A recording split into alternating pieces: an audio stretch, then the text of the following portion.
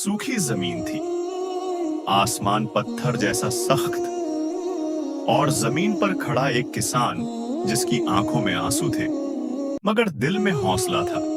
उसका नाम गुलाम रसूल था। सालों से वह इसी जमीन पर मेहनत कर रहा था, बीज बो रहा था, पसीना बहा रहा था, लेकिन बारिश हर दफा देर से आती थी। खेत सूख जाता, फसल जल जाती और कर्ज बढ़ता चला जाता। गुलाम रसूल रोज सुबह फज्र के बाद खेत पर आकर खड़ा हो जाता, हाथ उठाता और सिर्फ एक दुआ मांगता, या अल्लाह मेरी मेहनत को जाया ना जाना। गांव के लोग कहते, अब छोड़ दे इस जमीन को, यहां कुछ नहीं उगता।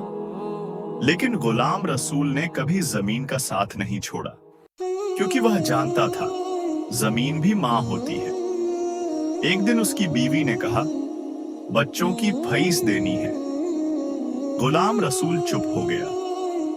उस रात वह खेत के बीच बैठकर रोया।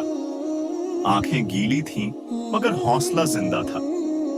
अगली सुबह उसने फैसला किया, पुराने तरीके छोड़ दिए, नए बीज, नया तरीका और मेहनत पर और ज्यादा यकीन।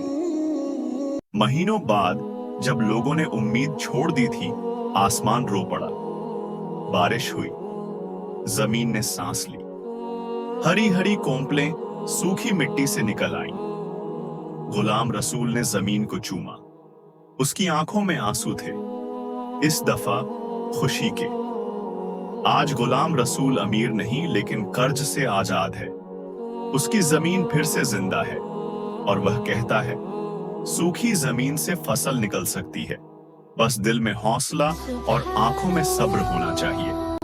याद रखो, जो आज सूखा लगता है, कल वही हरा हो सकता है, अगर हौसला जिंदा हो।